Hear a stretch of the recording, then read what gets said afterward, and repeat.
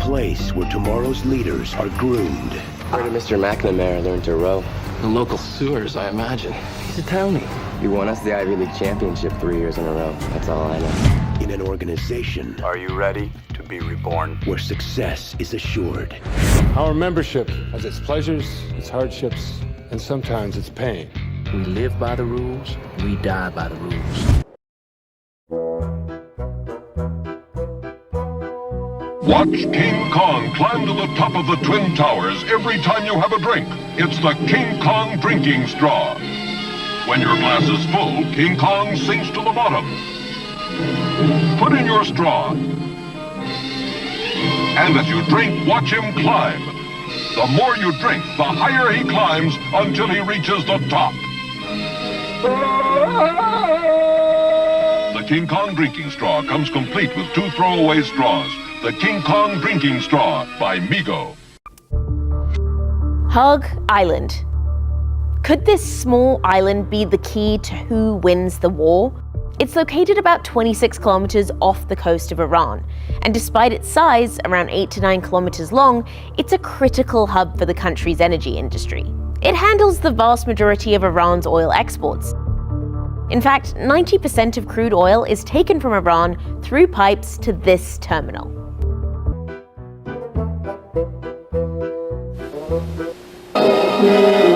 And now you can build your own King Kong with these challenging King Kong model kits. You need no glue, no special tools. Just snap together and paint it, and you have a realistic model of Kong fighting the giant snake.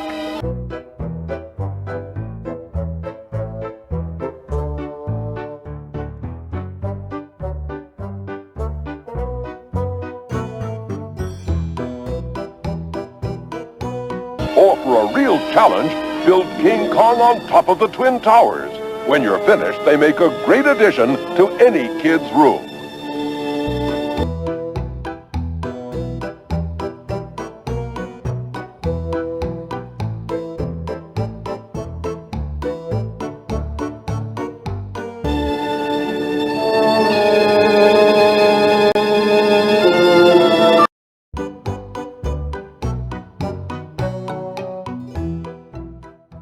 Gentlemen, welcome home. Luke McNamara is about to get an opportunity he's only dreamed of.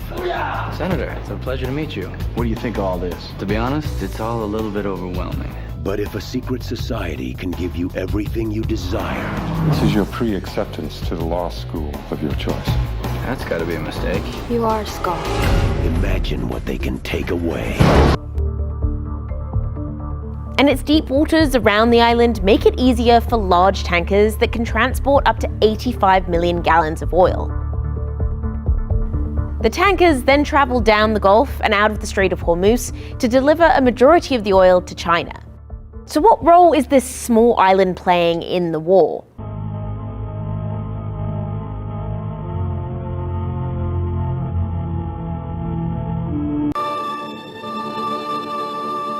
King Kong model kits come complete with easy-to-follow picture instructions. By Mego. By Mego. By Mego. Are photos of an island in the South Pacific. The place where myth and science meet. We use explosives to shake the earth, helping us to map the surface of the island. They're dropping bombs. Scientific instruments. Please, this mobile could be my ticket to Yale. Another Bush kid. Another Bush kid. How about this girl? Her grades and test scores are superb. She's got Bula. But does she have Bula? What about this mobile she did in the 2nd grade? Accept. Full ride. Bula, bula, bula, bula. Not so fast, Lisa. You didn't apologize to your 2nd grade teacher. And all we do at Yale is apologize. Sorry, sorry, sorry, please excuse our quirks. Quirks, quirks, quirks. Won't you kindly listen to us rich male jerks? It's March 22, 1947. President Truman signed an executive order that required loyalty tests for employees in the executive branch of the government. The move was intended to preserve national security in the opening days of the Cold War. If a test indicated reasonable doubts of an employee's loyalty, he or she was dismissed. Between 1947 and 1956, over 5 million federal workers were screened. Almost 3,000 were dismissed, and another 12,000 resigned. Starting with the star-studded event at the White House 2 days in a row. Yeah, 23 artists and acts were honored as President Biden passed out National Medals of Arts and National Humanities Medals to such legends as Bruce Springsteen, Gladys Knight, and Julia Louis-Dreyfus. Here were some of the lighter moments. My friend, President Julia Louis-Dreyfus. I know where you are. She's over here going, I'm over here. I'm going to talk with Julie later whether she liked being VP or president better. I got to figure that one out. Following her example, including Mindy Kaling, from Massachusetts, but as we all know, Scranton, Pennsylvania made her who she is. Or as we say in Scranton, Pennsylvania. The boss is here.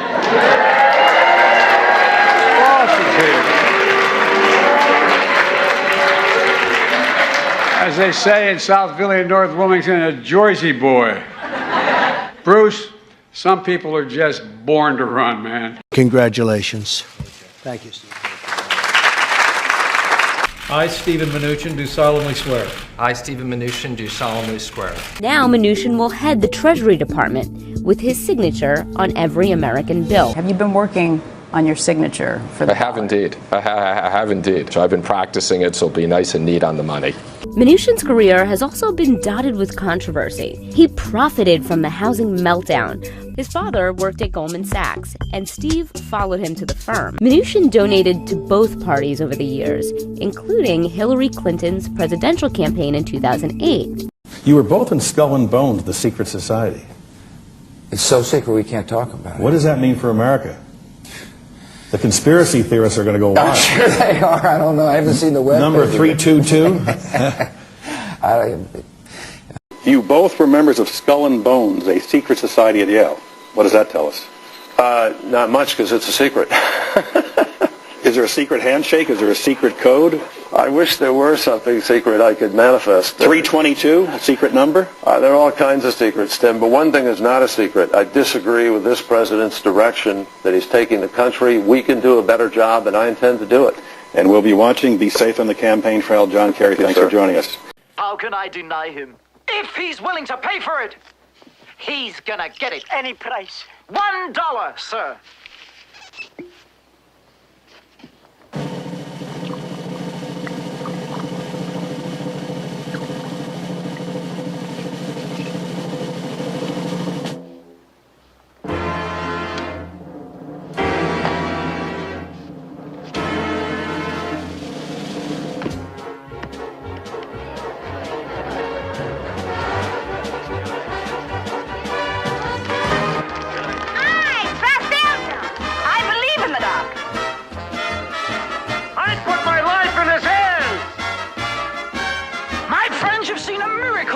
You'll see many more. People will come pouring in from land and sea. We'll have centers for testing. Let's start investing. Keep those dimes and dollars mounting. I'll collect. I'll do the counting. Everyone who lives here will be strong and healthy. You'll be getting richer by the day. Hear them acclaim us. This town will be famous. The whole wide world will look at us and say,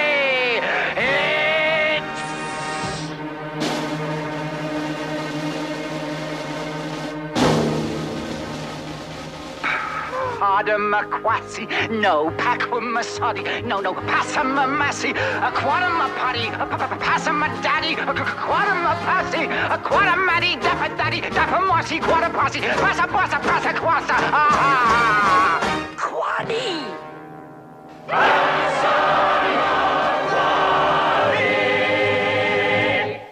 I know.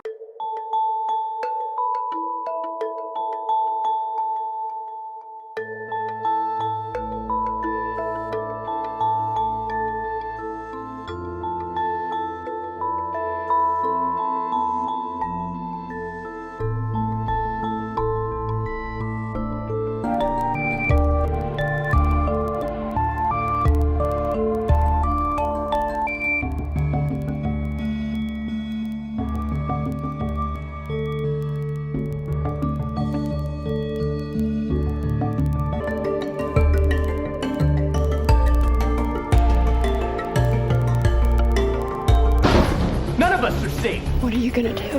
We live by the rules, we die by the rules. I want to know the truth about what happened that night. The surveillance cameras, so there's got to be tapes.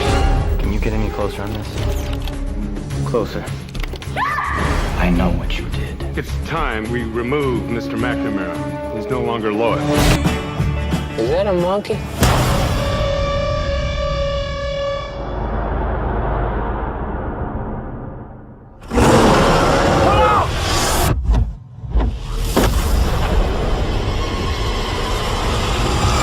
You keep digging, you're gonna dig your own grave. Only an elite few ever get in. I have evidence. They erased the tape.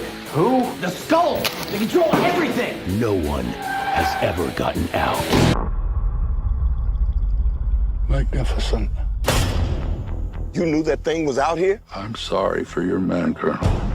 But if you want to make their sacrifice worthwhile, get us home with proof. Monsters exist. They're dead. If it's secret and elite, it can't be good.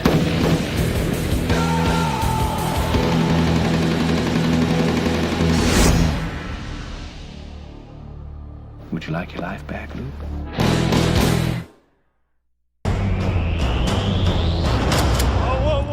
Whoa. Your friend there can put that down. What the hell is this place? That's Kong. He's king around here. Kong's a pretty good king. Keeps to himself mostly. Well, you don't go into someone's house and start dropping bombs unless you're picking a fight. Kong's God on the island, but the devils live below us. And what are they called? I call them skull crawlers. Why? Never said that name out loud before. It sounds stupid now that I say. Just, you call them whatever you want.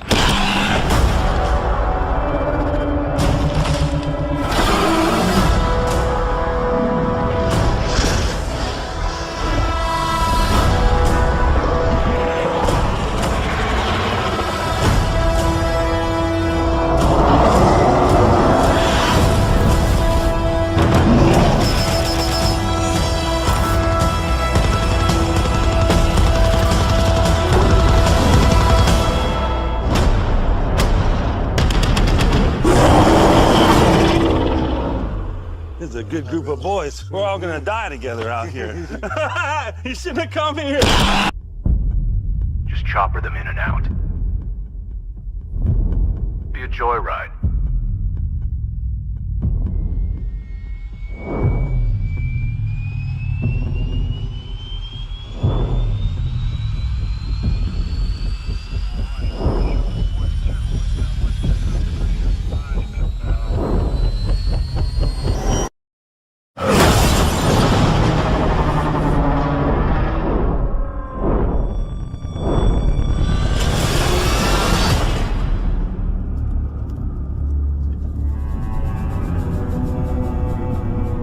You are going to tell me everything I don't know,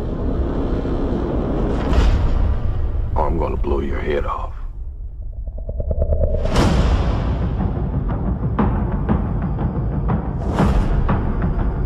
This planet doesn't belong to us.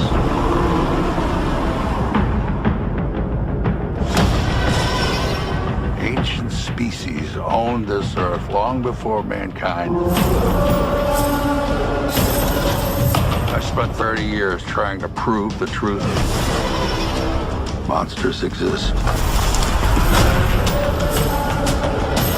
You don't go into someone's house unless you're picking a fight. What you're looking at is a monster from some bygone era. It's trying to show that man is king.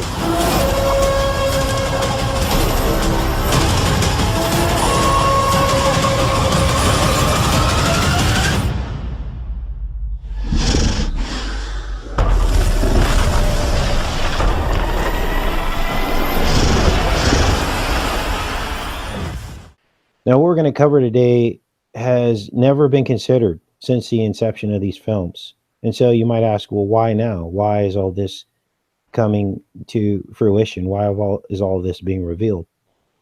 Well, the Lord works in mysterious ways. And here's what we found. The entire King Kong story had nothing to do with an ape taken from his home world to star on Broadway, resulting in his tragic death. It's actually a biblical retelling of a Hebrew exodus. Also, Egypt was rebuilt on the graves of those Hebrews, Broadway graves, as well as excommunication of Adam and Eve from the garden. There's also themes of cannibalism. And the wall that removed us from the garden, because remember, Adam and Eve were excommunicated from the garden, and the cherubim were set up basically to guard the path back to the garden. Now, we're going to go deep esoterically on this. And like I said, none of this has been covered before. We can start by looking at some of these images that I'm going to show you guys here of basically what's going on with Lower Manhattan and Skull Island. Now, Skull Island was, of course, the home of King Kong. Pull this up here. These are some images of Skull Island. Here's the wall that was actually constructed by the cannibals. Now, you may be a little lost. There is a video that I did before this. There's actually two videos. Mark did a video and I did a video looking at Skull Island and Lower Manhattan. And there was actually a wall called Wall Street that seems to mirror the wall that's on Skull Island. And what we had in Lower Manhattan was Wall Street. Wall Street held out the natives. It kept the natives out of the bankers' area, the bankers' territory. Let me show you some images of Wall Street. I have that pulled up here. Here it is here. Let's blow this up. On your left, and they used to call this New Amsterdam. This is what Wall Street used to be called. So I mirrored this and flipped this image over, and there you see this wall running east and west. Actually, it's just rotated, and it seems to mimic the wall that was on Skull Island. Now, there are other elements of this. We have Sandy Peninsula, which this is what this was down at the tip of Lower Manhattan. It was a sandy peninsula, and actually filled it all around the edges with landfill. And that is what became Lower Manhattan. It became the foundation. You're actually looking at it right here, from which all these buildings came up out of Lower Manhattan, these slim towers included.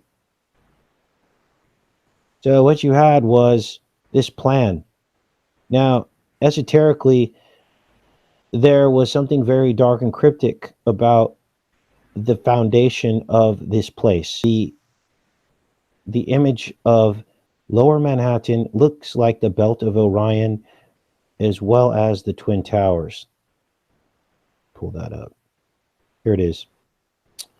And see, you can see here that the slim towers next to the Freedom Tower, here's on the left, is laid out like the Belt of Orion. Here in the upper right corner is the Belt of Orion and the stars. And then in the lower right corner is the three pyramids at Giza. So we've established the connection between Lower Manhattan and Egypt. Okay, so we just wanted to establish that. And then here is the Wall Street that we're talking about. This wall was named after Wall Street. And here's the confirmation that was the case. So, okay, keep going, Mark. You were talking about the slaves being buried outside the wall. Right, yeah. So the interesting fact about that is, at the time, I've got some notes here, so I'm just going to read from them. The population of, like, the inhabited area there that we're looking at, around about that time, so it's like 1660s sort of time, that allegedly it was supposed to be about 40% slave population. Now, bearing in mind when they did a census, like later on through time in about 1795, there was actually 15,000 slaves that had been buried outside the wall. Wow. 15,000 in that 6 acres. So somewhere under what's now Manhattan and all those expensive properties is a load of spirits of the slaves who built the wall. Yeah, this is right out of Poltergeist. The Poltergeist film, they built these homes on the old grave sites, and in one of the Poltergeist films, they actually build a skyscraper on one of the grave sites, and then that was actually the film that the little girl died in or before. Yes, and now seems a good time to say this is sort of like how we've arrived to where we are now, because I did a video a little while back, and you'd already done the video on King Kong, where we'd sort of picked out the Twin Towers meanings behind that, hadn't we? And so I decided to look into like the history of Manhattan Island, and this is how we've arrived at this, and then tied it in with the King Kong thing. So right, and just to let everyone know, this whole project is like a hall of mirrors. Nothing is what it seems, and so you have to be careful not to assume anything, because roles and motives are interchanged, evil and good, and the enemy he revels in this realm where he can masquerade as good and then change the roles at will to confuse and confound you. And this is where we're going to get into the identity of King Kong and who he actually represented. He actually represented, you won't even imagine what King Kong actually represents. And all of this is occurring in the realm of the knowledge of the tree of the knowledge of good and evil, subliminal film sorcery at its finest, impregnating ideas and concepts into your brain, aimed at your spiritual core. And so this is where the story begins with this 1600s map of Lower Manhattan, formerly known as New Amsterdam. And it is known that the wall that you see at the top of the screen was used to defend against invaders, natives, and stuff like that. And it would later be known as Wall Street. And then you see the sandy beach down here at the bottom, which matches with Skull Island from King Kong. I believe that Skull Island, now we know what the Skull Island really means, right? It's the dead skulls of the buried dead underneath, right? Mm-hmm. As above, so below. Right. So we have all these analogies between Skull Island and New Amsterdam or Lower Manhattan. And because the skull symbolizes death, doesn't it? You know, as in Skull and Bones and all that 322 stuff. Right. Human sacrifice necessary to build this stuff. It's all built on sacrifice, right? And the whole of Lower Manhattan was built around this sandy beach or a landfill, right? Later they would build this landfill around. I think I have some slides pulled up here of actually showing the original footprint. So this is only the central part of Lower Manhattan. All the sides, they pushed off landfill. Here's a really good image over here. It's really sort of doubled the size almost, didn't it? Right down on that sort of end. Yes. So obviously Broadway would have moved, but basically you're getting the point. This is all goes on these spiritual, very deep esoteric levels that you couldn't imagine. And this is why, you know, you've got these images of Kong in some of the more recent films climbing the Slim Towers. And here they show him falling from the Slim Towers. And let's see here. I'll show you a couple other things before you get into Kong's true identity. So outside the wall where Kong was, there was called Skull Mountain. And Skull Mountain, I believe, represented the Empire State Building and the Tree of Life. Why the Tree of Life? Well, remember, this is all Hall of Mirrors. So obviously Skull Mountain is not a good thing, and Empire State Building is not a good thing, but it's their dark side version of the Tree of Life. And that was the Tree of the Jungle. And this is why you heard Bush say 1,000 points of light, and also rule of law, not rule of the jungle. He was making fun of God's natural law, Okay, this is why all these laws contradict God's law. This is why you can't go out and catch a fish without a $300 fine, because they're going against God's natural law and your rights to your land. This is why they charge you for mortgages and land when land should be free. Okay, because they're basically stepping in between. And this is what it's all about. It's a world system of money to enslave you and to get you on their program instead of God's natural program. You see? So, yeah. And that also gets me thinking about, like, I've been looking into the guy who actually wrote the story of King Kong, a guy called Edgar Wallace, and I just looked up about him tonight, and really amazing bit of information on Wikipedia if anybody wants to check that out. But the guy was actually... you want me to go ahead and share screens with you? Or you want to go ahead and share screens? No, I haven't actually got that up, I don't see. Oh, yes, I have, yeah. I can do, yeah. You want to... Okay. Yeah, we'll do that. Okay. Go ahead and share screen. I can... Tell me if I've got it right. Let's see here. And yes, we can see what you're seeing. Okay. So here we go. Can you see that? Yes.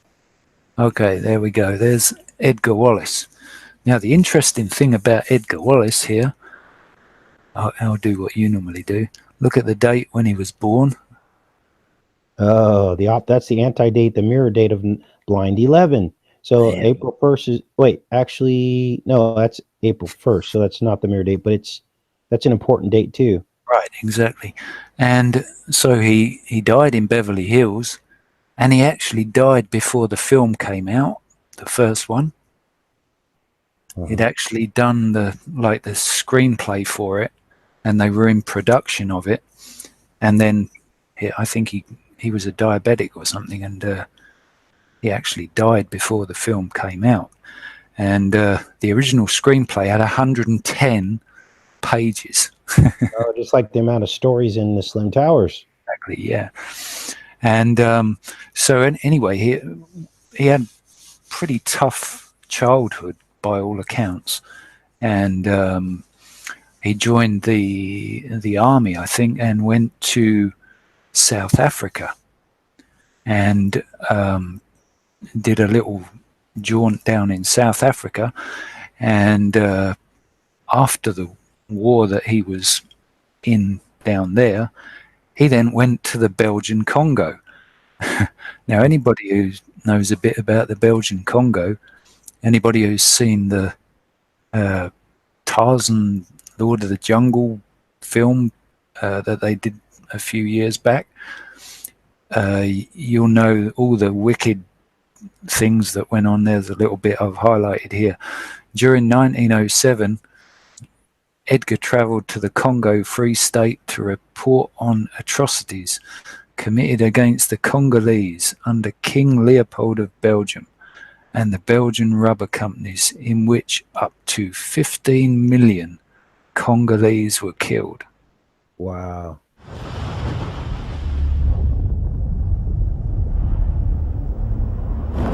Apart from the very obvious alien agenda, the arrival that brings in martial law and ushers in the New World Order, topics that we discussed in the previous video regarding the TV show Colony, there are definitely more agendas at play in many other movies and TV shows. We are seeing, I believe, the return of the Nephilim being portrayed in this film. Now, many of you remember that there was a previous film done on King Kong back in 2005 with Jack Black, and this also ties in together with this particular film. I do not believe they are sequels. I believe they are just, I guess, enhancing the story, I guess you could say. But I find it quite fascinating that even right in the poster, you see 5 soldiers making almost a pyramidal shape, and there are 5 of them, to me denoting possibly the 5th age that is coming. They almost seem to be even walking on the water, and even right in the poster itself, it's saying, "All hail the king," which is none other than King Kong. So to me now, being awake as many of you are, when you see things like Kong being hailed as the king, you can definitely be assured that they are yet again promoting paganism and the worship of beings and animals and things apart from the true God. So I really wanted to show some obvious connections here with regard to the return of the Nephilim, the offspring of the fallen angels with human women. But there are some connections that are also not obvious, that are more esoteric, that are more, I guess, hidden in plain sight, I guess you could say, and things that I seem to pick up on my own. I'm sure you will see the same things as well and possibly make the same connections. And according to IMDb, this movie is shown to be a team of explorers and soldiers travel to an uncharted island in the Pacific, unaware that they are crossing into the domain of monsters, including the mythical Kong. All right, so basically they are going to come across something that they have just never seen before, and they are basically in for the shock of a lifetime. Let me just show you some screenshots here and show some information from the internet and hope that you will see what I'm trying to say here. But I found this particular shot quite interesting. As you see a group of people, I think this part is from the army. I'm not sure who these people are, but I'm assuming they're all part of the same group, and someone is making a presentation here, and he is showing a mysterious undiscovered island in the South Pacific.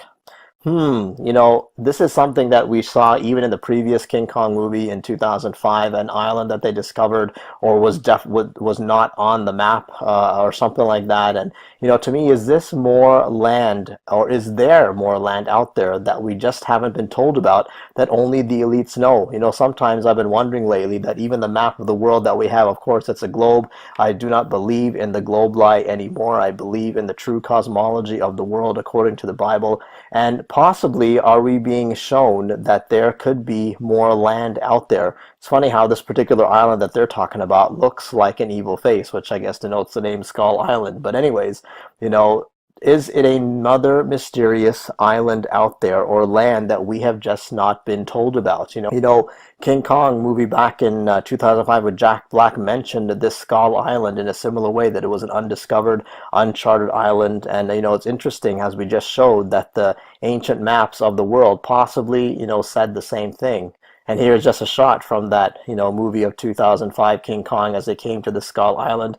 There were these massive walls that were set up, and they were obviously set up to keep out something massive, which was most likely King Kong and the other crazy creatures that were shown in this movie. There were dinosaurs. You'll recall that King Kong got into a crazy fight with 2 or 3 different T-Rexes and, other crazy beings and creatures that were out there over the wall. So yet again, even how the Great Wall, that video we did a little while ago regarding a Matt Damon film, The Great Wall of China, also possibly depicting that the wall was built to keep out creatures other than just man, but crazy Nephilim giant creatures. So is this what we're being shown yet again?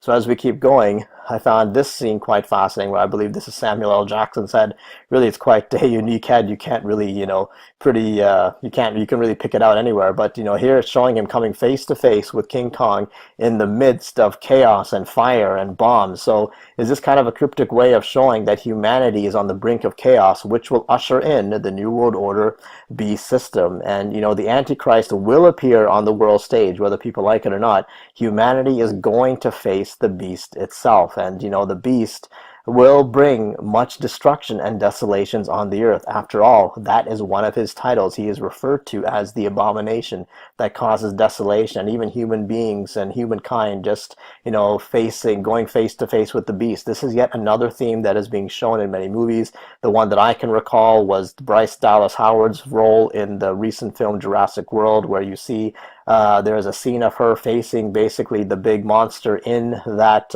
movie. It was a genetically altered, dinosaur that was way bigger than a T-Rex and was basically capable of a lot of destructive power. But of course, she comes face to face with this, and this is something that the human race is going to face one day, because the abomination that causes desolation, depopulation, destruction is going to appear on the world scene very, very soon. He is not going to be a man, or it is not going to be a man. It is going to be a supernatural basically, I would say resurrection of Nimrod. It will be the son of Satan himself, the son of the dragon. It will be the abomination that causes desolation. And that is what I believe we are being shown here, that it's going to bring in so much of destruction into the world. And, with another scene in the trailer, you see a massive handprint of blood, which is basically King Kong's handprint. Is this more giant programming for the masses? I believe that this is exactly what Isaiah 13 has prophesied from millennia ago,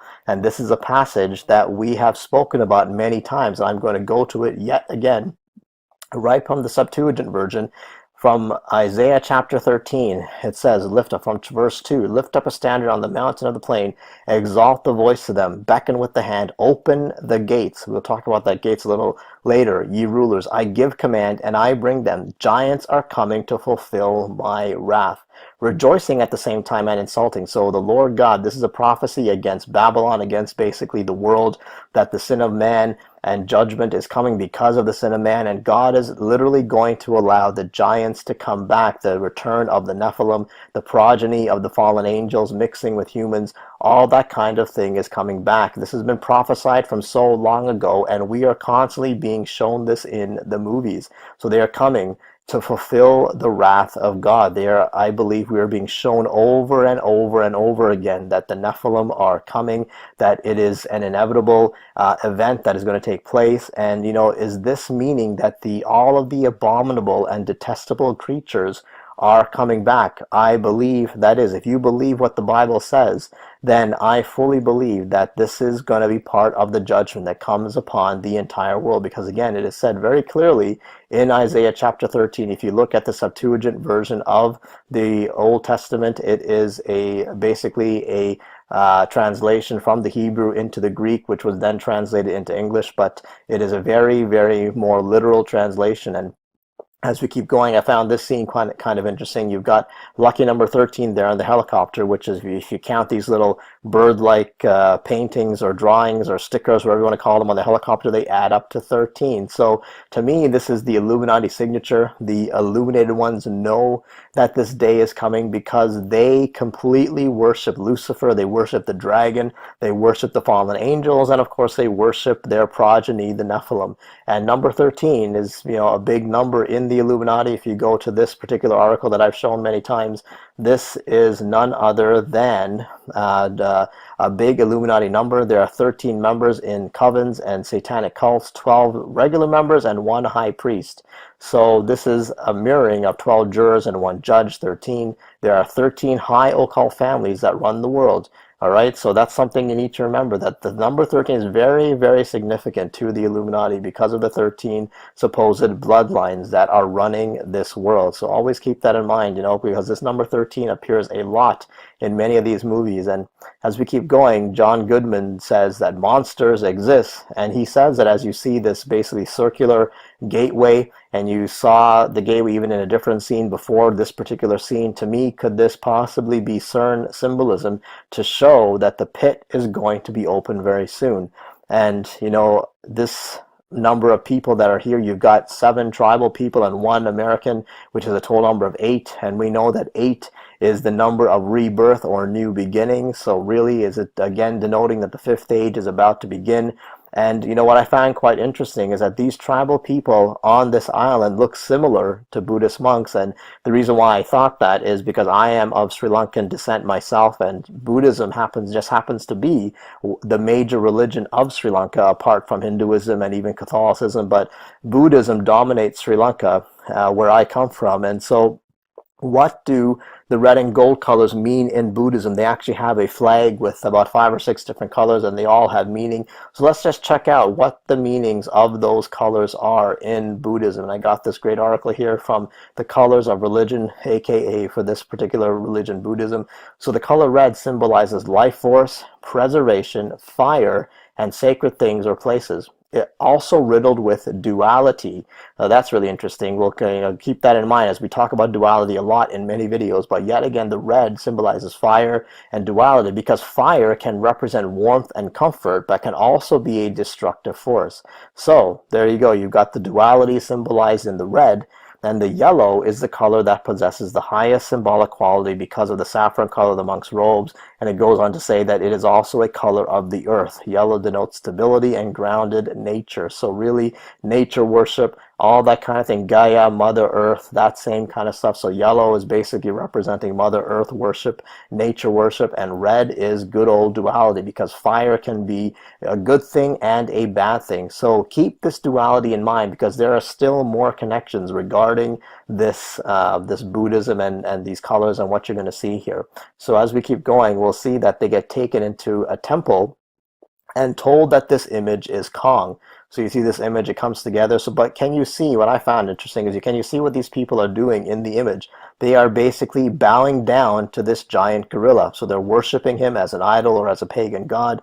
So very much to me, it reminded me of good old Hanuman, the worship, which he is worshipped in Hinduism and in Buddhism. So if we look at, there's just a picture of Hanuman. He's always depicted as, the monkey god. He's got the monkey face and the very strong body of a man. So to me, yet again, Nephilim worship, similar to Ganesha, who's got the elephant head and the human body, but again, complete Nephilim stuff going on here. And this article from Encyclopedia Britannica, who explains Hanuman, says that in Hindu mythology, the monkey commander of the monkey army. His exploits are narrated in the great Hindu Sanskrit poem Ramayana. So it says that while still a baby, Hanuman, the child of a nymph by the wind god, tried to fly up and grab the sun, which he mistook for a fruit.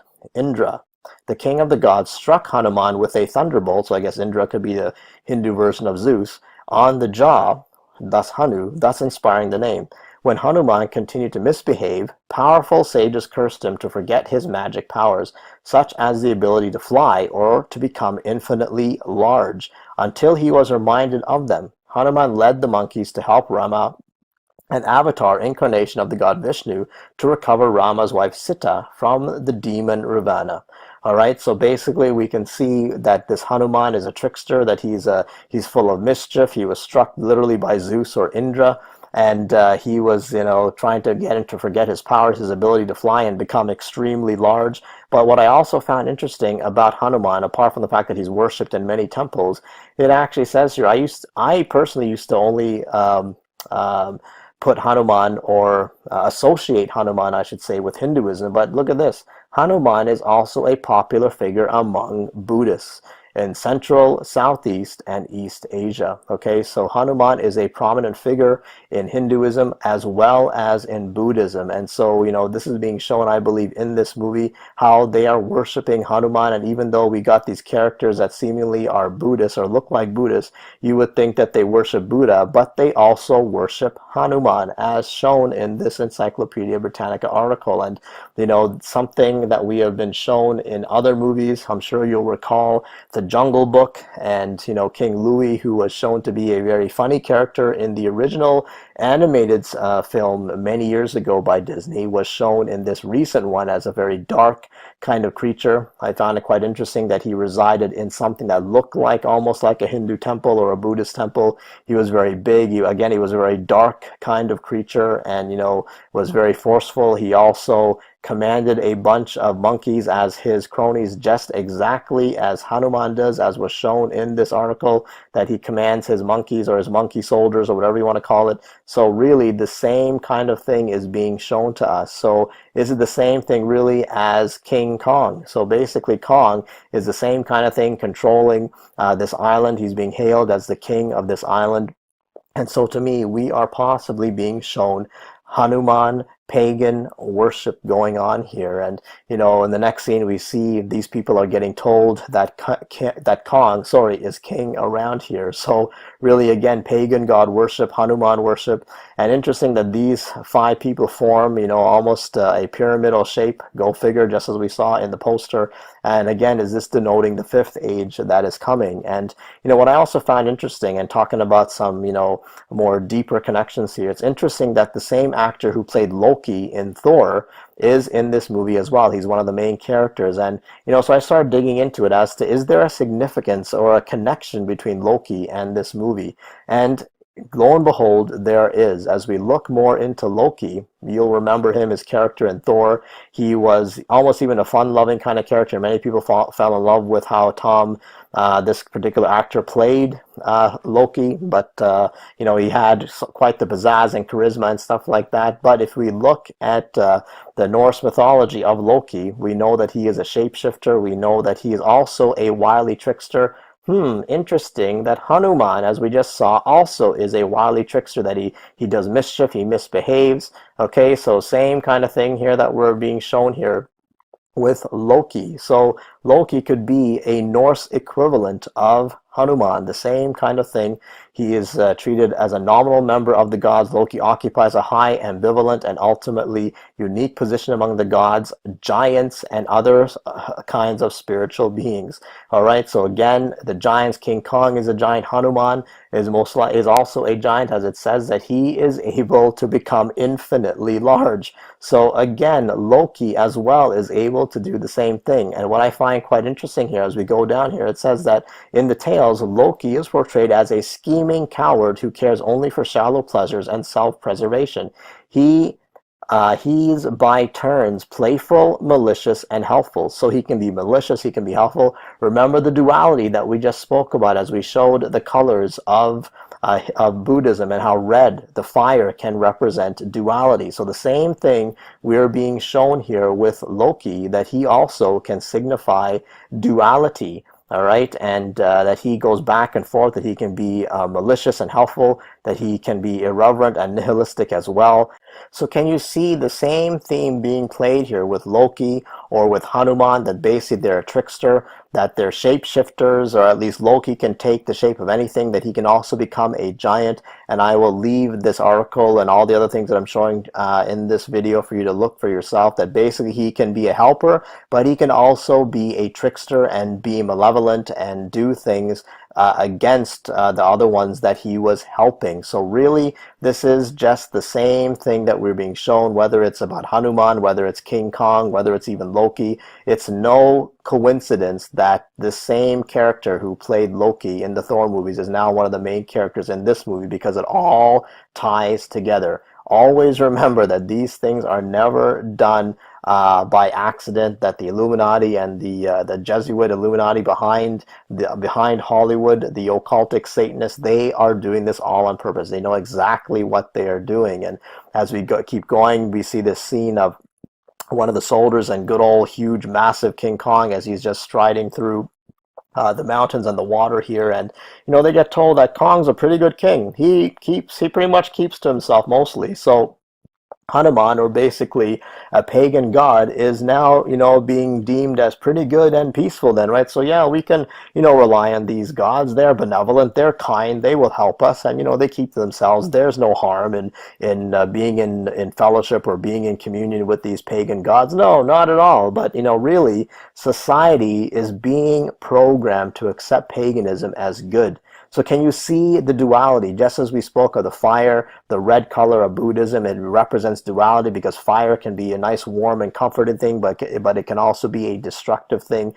We are really being shown that darkness is being made light, and light darkness, just as what Isaiah 5 says in chapter 5, verse 20. Woe to those who call evil good and good evil, who put darkness for light and light for darkness, who put bitter for sweet and sweet for bitter. This duality is exactly what the devil loves. He is constantly trying to show, light and darkness, good and evil, man and woman, all in the same kind of context, or in the same likeness of being, that light and darkness are the same, but really they are not. We know that even as the Word of God says that God is light, and in Him there is no darkness at all. So light and darkness cannot coexist. All right, it is either one or the other, but the devil wants to keep morphing them into the same thing. That is how he is confusing the masses. And as we keep going, we see that Kong, we get told that Kong is God on the island, but the devils live below us. And this is said, nicely said, as we see good old sun god symbolism behind Kong. So really showing him as good old Hanuman. We see the same kind of things when we see Hanuman depictions, the sign of the sun god behind him, the illuminated one. All these same kind of traits we see in many of these artists' renderings of these pagan gods. So, we get told that the devils live below us. So if that's the case, what does that mean that they are coming out soon? If they know that they're below us, is the pit about to open very soon? And sure enough, in the very next scene, surprise, surprise, we get shown the pit. And of course, it's red and smoking. So literally the pit is being shown as about to be opened. Will CERN be the key? I'm sure it could very well be. Many of us know that CERN is right in an area that was known in ancient times as Apaliacum, or basically the gates of hell. So is CERN going to be the key, or the thing, the machine, the apparatus that opens the pit?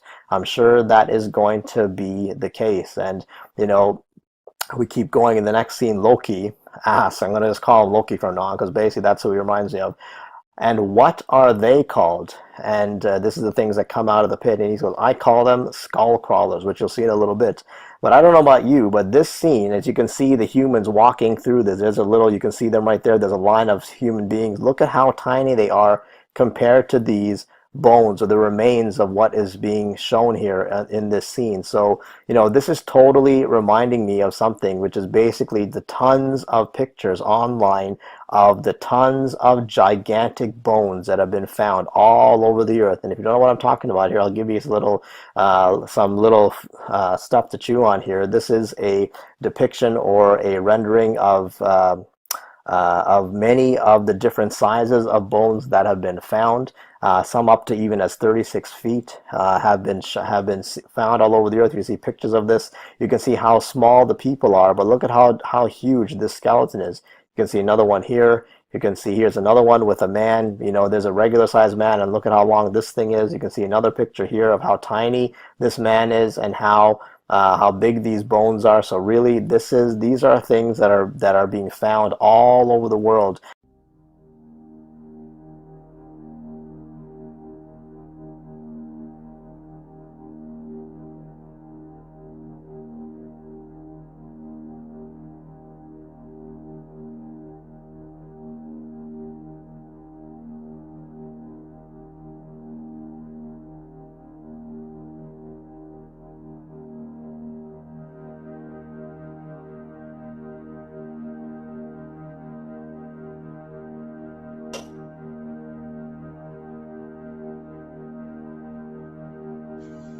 King Kong, 1976, 3 years after the Slim Towers would open in Lower Manhattan, but 25 years before Blind 11 would happen.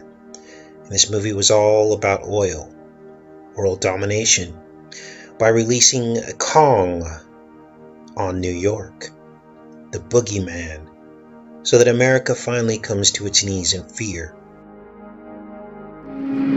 Well, here's to the big one.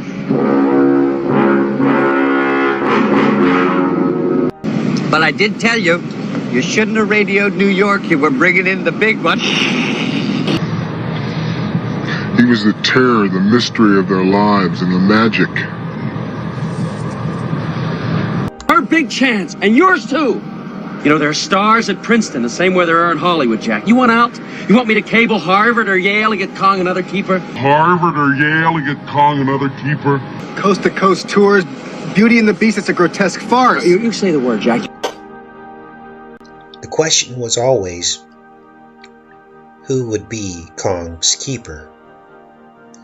And they chose Bush. This film is loaded with birthdays on Blind 11 and its mirror date of April 21st. What's a mirror date, you're asking? Well, each day on the calendar falls on a certain day of the year with a certain amount of days remaining. And so therefore, every date has a mirror date. April 21st is Blind 11's mirror date. Always has been, always will be. You can learn something from these mirror dates because this is the code language that these people use to instill their black magic and sorcery on all of us through popular media. The movie poster even hides the future date of destruction. The Japanese even got in on it with Godzilla vs. Megalodon poster. Japanese architect designed the World Trade Center. There was even fear of collapse during the filming of King Kong.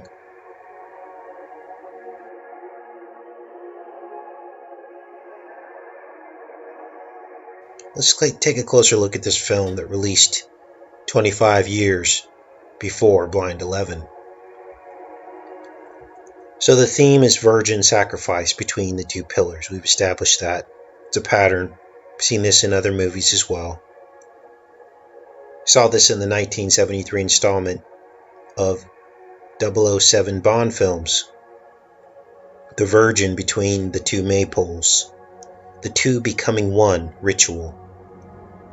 And here we see it again in Kong, 1976. You're a stowaway? No, Jack Prescott. I'm from Princeton, Department of Primate Paleontology. Department of Primate Paleontology. Department of Primate Paleontology.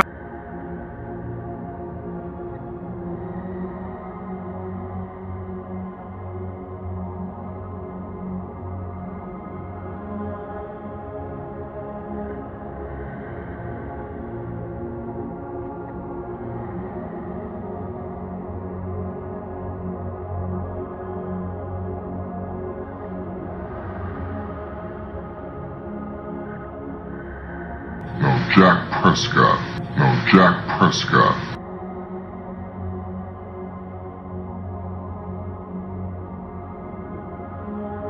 Jack Prescott.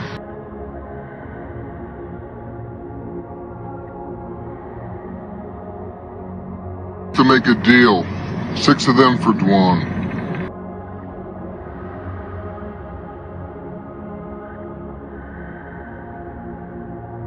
Six of them for Dwan.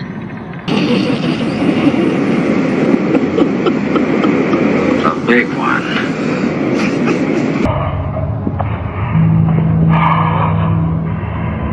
What's the matter? Deja vu. I don't know where, but I've seen this view before. Jesus. Who says I ain't gonna? Wilson to Explorer. You've been through so much excitement, it's in your blood like dope. Get me a clear channel to Surabaya. I want to arrange an airdrop right away. I want to arrange an airdrop right away. You're gonna need new fixes that I'm not gonna be able to give you. Where is Kong headed? There's one place in Manhattan that looks exactly like a certain part of his native habitat. Let him through to it, and you can trap him there.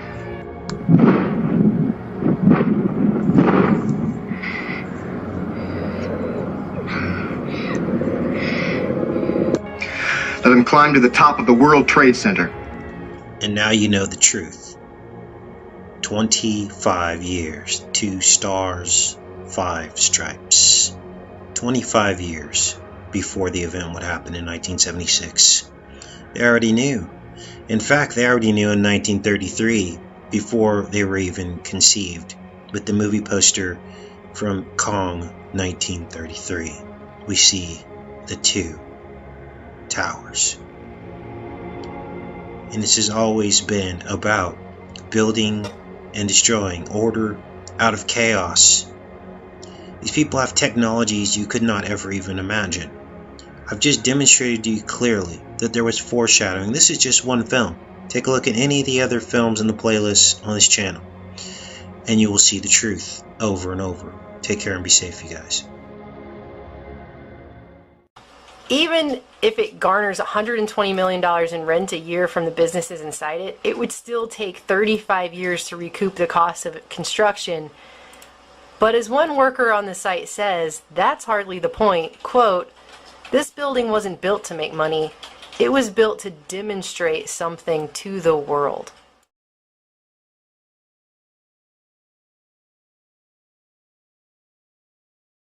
That morning, being down here now, as different as it looks, I still have those visuals, those images in my mind, in my head. we're on as a nation Christians now. Suicide bombers, it happens in Israel on a daily basis.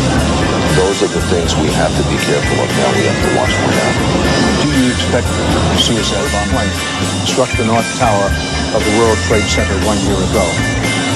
Hundreds of people have gathered here at Ground Zero to mark the anniversary and what is expected to be, we tell you that the anniversary ceremony will also include several moments of silence, marking the times that the hijacked jets place rosaries on the site for a flower arrangement that will be turned into.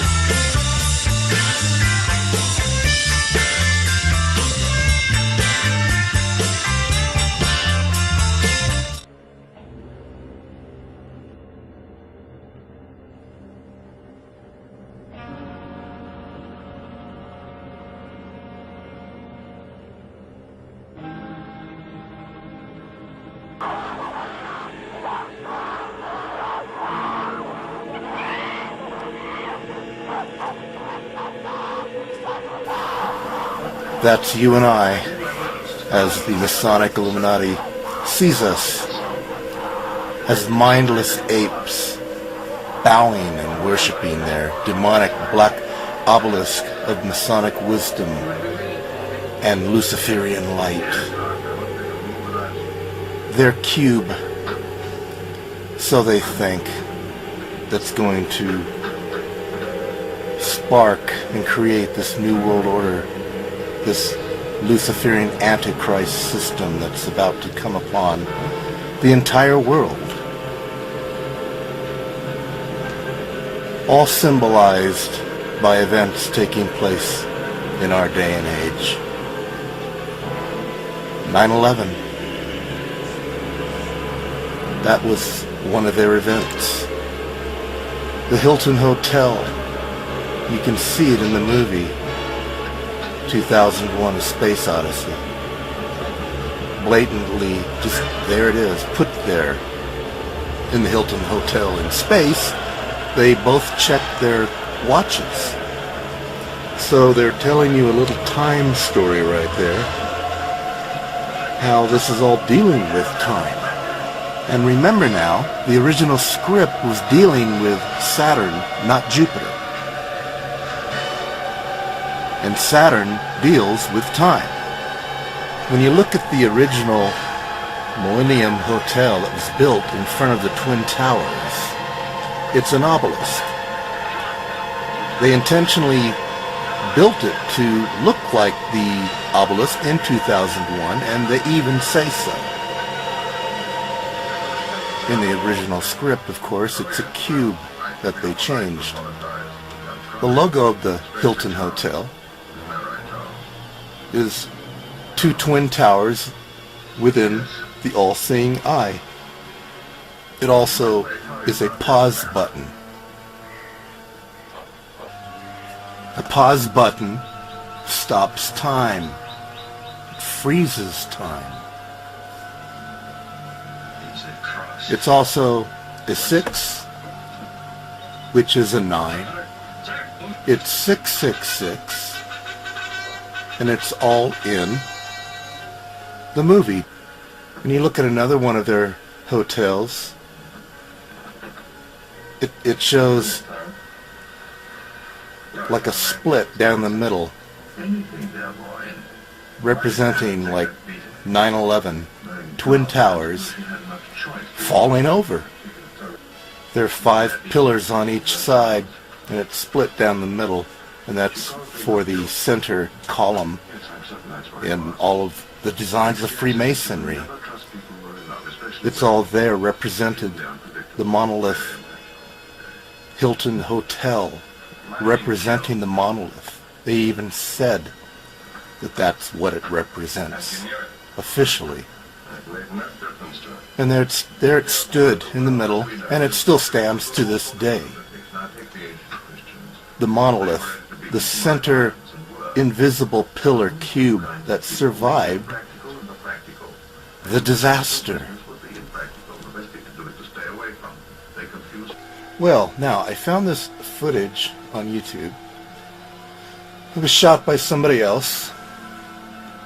And what I found interesting is he shot it from the Hilton Millennium Hotel that's built in the shape of the monolith from 2001. Still standing to this day, and he's shooting outside of the window, looking at the two memorials for the Twin Towers and the Freedom Building and some other buildings. I mean, don't you find it strange that this thing survived? I mean, they really planned this out pretty well. They made only what they wanted to come down. The perfect demolition, but that's how they did it.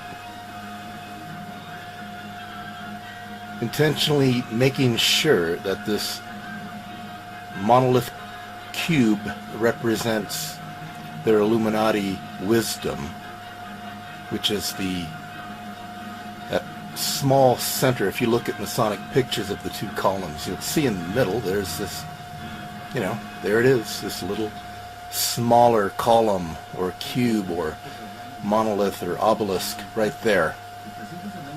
And this is how they brought it in. The Freedom Tower represents this wisdom, this new world order that they want to bring upon all of us. I've read it's supposedly supposed to be 1,776 feet tall.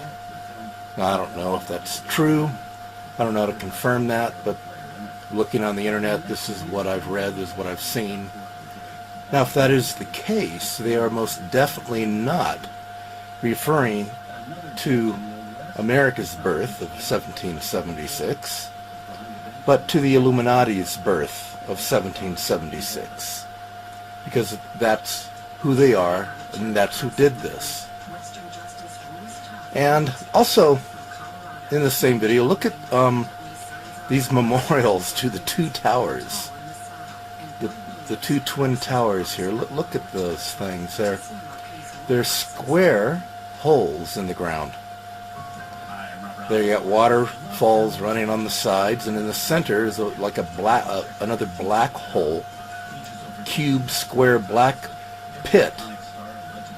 And it's all just going down and down and down. Then it goes into that square pit hole.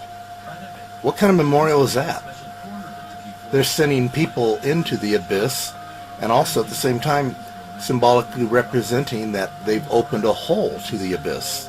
I believe if you go to these places, I'm sure it just sucks energy like a vampire from people's hearts and souls and minds. I'm sure it leaves you with a dead feeling inside. These memorials aren't normal. They're not right. This is evil stuff. There you go. The Freedom Tower. Oh, man. And so this is kind of a catalog of the different sizes of skeletons that are being found all over the world. And funny how, this is being shown pretty much in our faces in these particular movies. And, now we're being shown giant bones of giant creatures all over the place. And it's really funny how the Smithsonian and other government agencies hide this, but definitely the movies don't hide it at all. We know people like Ellie Marzulli constantly talk about how the Smithsonian hide these things, or even Tom Horn, but of course in the movies they don't hide anything. There's no holding back the movies from showing these things, because people think it's just stories and folklore and whatever in these movies. They think it's just made up, but really where are these stories coming from? They are coming from the truth that's being hidden right in plain sight. And again, funny, you've got these people all again in a pyramidal shaped form, and there's 5 of them, to me again showing the 5th age that is about to come. And talking about those skull crawlers, check out little Fluffy here who's coming out to play. So does that mean that the pit has just been opened? These are the same abominations or devils that will come as per Isaiah 13, just as we spoke about before. Because if you look at the end of this chapter, now we said at the beginning in 13 verse 3 that the giants are coming to fulfill my wrath, and down at the bottom of this chapter at one of the final verses it says, it shall Here we go. But wild beasts shall rest there, and the houses shall be filled with howling, and monsters shall rest there, and devils shall dance there. So it's funny how even right in this movie, the lions say that the devils are there below us. Okay, as we saw in this particular scene here, it says Kong on the island, Kong is God on the island, but the devils live below us. So they're literally making reference to devils that live below us. And funny how, you know, right in Isaiah 13, at the end of the chapter, it says, monsters shall rest there and devils shall dance there. So this is all about the giants and the Nephilim returning to the earth, God allowing them to come back onto the earth to fulfill his wrath. So these are the kinds of things that I believe, in my opinion, are going to return to the earth and are going to wreak havoc. And, you know, this is reminding me yet again of the 2005 King Kong movie, because who remembers the giant bug scene that was in that movie? To me, it was showing the locusts that are coming out of the pit, you know, of Revelation 9. And, you know, here's a scene of that, you know, horrible scene. I still get the willies when I see this kind of stuff. I've never been good with bugs. I cannot stand bugs, but seeing gigantic bugs like that was just horrible to watch, and was possibly one of the most craziest bug scenes I've ever seen, apart from, of course, the good old Temple of Doom scene in Indiana Jones. But again, to me, completely depicting the locusts of Revelation 9 coming out of the pit, and, you know, yet again being shown in a King Kong movie. Okay, even, you know, we saw even giant kind of leeches, you know, taking apart this guy.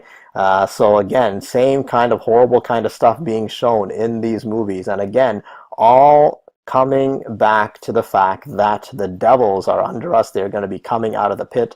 CERN could possibly be the instrument that causes that to happen. And so is that what we are being shown? And, you know, this final screenshot that I'm going to show you is, now it seems like they are going to Kong, the king and god of this island, for help. Because in the next scene, when you saw that trailer that we showed at the beginning of this video, you see that this female character puts her hand up so as to touch Kong, as if they're making peace with him, as if they're going to him for help. So really, are they basically showing that they are reaching out to Hanuman for help?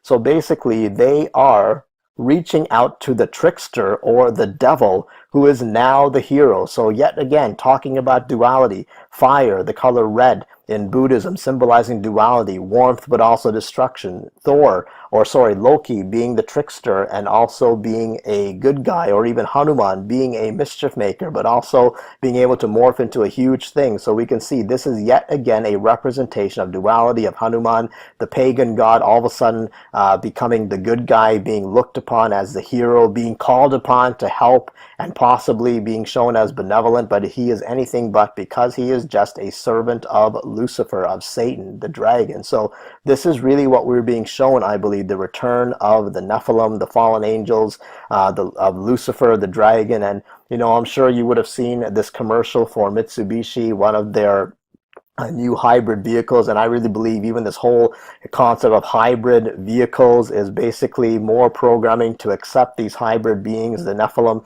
We see in this commercial the Medusa here with the snake head. We see this bull face character as with the body of a man. We see a mermaid. We see Pegasus here, a horse with wings. We see, of course, a Chiron with a man and a horse body. So same kind of stuff being shown, that the pit is about to be open, that these characters are about to come out of the pit, or come even from the firmament, the return of the fallen angels.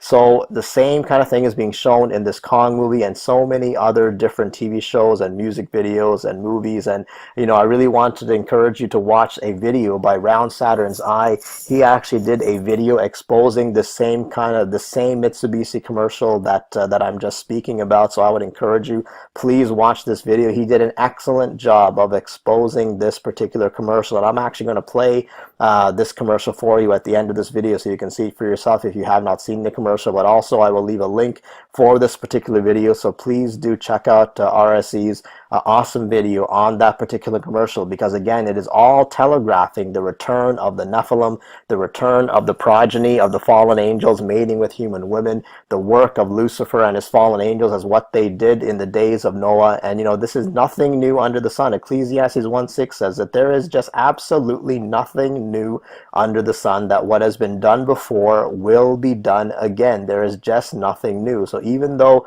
the church, many mainstream Christians don't want to hear these things, but really the Word of God has been showing us and screaming to us of what is about to come for the longest time, for millennia. And so the pit, in my opinion, is about to be opened very soon. The return of the Nephilim. This is exactly, in my opinion, what this movie is showing and what many other commercials and TV shows are also depicting. And again, you don't have to believe anything that I say. I encourage you to look into these things for yourself, because always remember that even Yeshua Jesus said the same thing. And right from Matthew 24, when his disciples were asking what will be the signs of the end, he said in verse 37 of chapter 24, "But as the days of Noah were, so also will the coming of the Son of Man be." So what were the days of Noah? I believe Yeshua gave us a very obvious clue, and that what was going on with Noah. The traditional church likes to preach that it was just about man's sin, but really, if it was about man's sin, then really we need to be making life rafts right now, because we should have been destroyed a long time ago. It's something that even Chuck Missler talks about, that we should have been destroyed a long time ago if the flood was just about sin. But really, there was much more going on. It was the fallen angels taking women for themselves and having relations with them, and the progeny, their progeny, were the giants, the Nephilim, these crazy unsanctioned creatures that were definitely not allowed by God himself. So he sent the flood to destroy them, and that is exactly what Yeshua is talking about. That, just as in the days of Noah, the Nephilim, the fallen angels, the dragon doing all their horrible things, that is exactly what is coming upon the earth in the last days. And we are being shown this over and over again, because sadly the illuminated ones, the Jesuits, the Luciferian elites, basically all the people who are part of the Illuminati and who are running this world, they know exactly what is coming because they worship these things. All right, so do not be fooled, do not be programmed by what we are being shown. Do not accept these things, because only Yeshua is going to come and destroy these things. He is going to rule this world once and for all. And I'm going to end with showing you this song. You will recognize the song in the trailer as a CCR song, or Creedence Clearwater Revival song, Bad Moon Rising. It's quite interesting that they chose this song, and again, nothing is by chance or coincidence. This song was chosen for a very obvious reason. If you look at the lyrics, I see a bad moon rising, I see trouble on the way, I see earthquakes and lightning, I see bad times today. Don't go around tonight. Well, it's bound to take your life. There's a bad moon on the rise. And it keeps going. I hear hurricanes a-blowing. I know the end is coming soon. Now, if that isn't more obvious, I do not know what is. Okay, again, I know the end is coming soon. So really, you can keep looking at these lyrics, but it's all about the end. It's all about the destruction of the world. It's all about the fact that darkness is coming, that the end is coming, that there's going to be earthquakes and lightning and trouble is on the way, that the end is coming soon. So just be forewarned right now that we are being shown that the return of the Nephilim is coming, that Isaiah 13 has clearly been prophesying this, as have many other prophetic scriptures in the Word of God, whether it's the book of Daniel, whether it's the book of Revelation, whether it's Yeshua, Jesus himself in the Gospels, talking about just as in the days of Noah, so also will be the coming of the Son of Man. So do not let these things program you. Do not let these things condition you to accept this reality or to accept these fallen angels and their progeny, because this is nothing more than the devil coming very soon. He is showing you through these movies, through Luciferian Hollywood, that he and his creatures are coming to this earth very soon, that the final judgment is coming upon this earth very, very soon. And the only way to be rescued from this horrible, horrible time on this world is to put your faith and your trust in Yeshua Jesus. He is the only one that can save you from these things. And I just say today is the day of salvation. Please declare him as your Lord and Savior, because I would hate to see anyone left behind for what is about to come upon this earth. And again, as always, please be aware of what is being shown to us in plain sight. God bless you.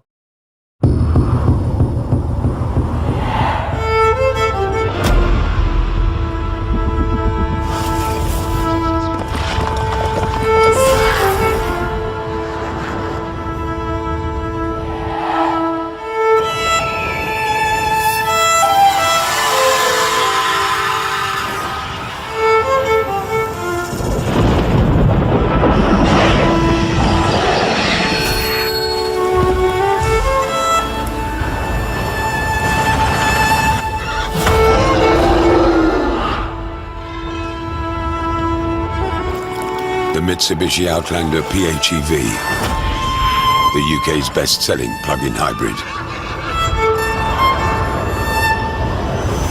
In a world of hybrids, some follow, others lead. Finally, my brethren, be strong in the Lord and in the power of his might. Put on the whole armor of God, that ye may be able to stand against the wiles of the devil.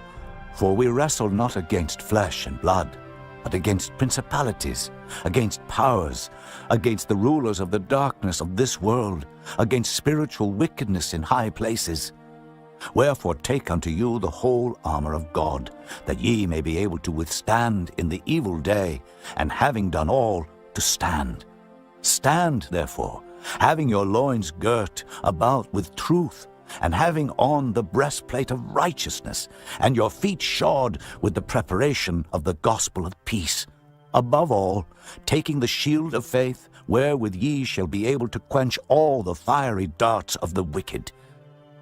And take the helmet of salvation, and the sword of the Spirit, which is the word of God, praying always with all prayer and supplication in the Spirit, and watching thereunto with all perseverance and supplication for all saints, and for me, that utterance may be given unto me, that I may open my mouth boldly to make known the mystery of the gospel, for which I am an ambassador in bonds, that therein I may speak boldly as I ought to speak. But that ye also may know my affairs, and how I do, Tychicus, a beloved brother and faithful minister in the Lord, shall make known to you all things, whom I have sent unto you for the same purpose, that ye might know our affairs, and that he might comfort your hearts. Peace be to the brethren, and love with faith from God the Father and the Lord Jesus Christ. Grace be with all them that love our Lord Jesus Christ in sincerity. Amen. To the Ephesians, written from Rome by Tychicus,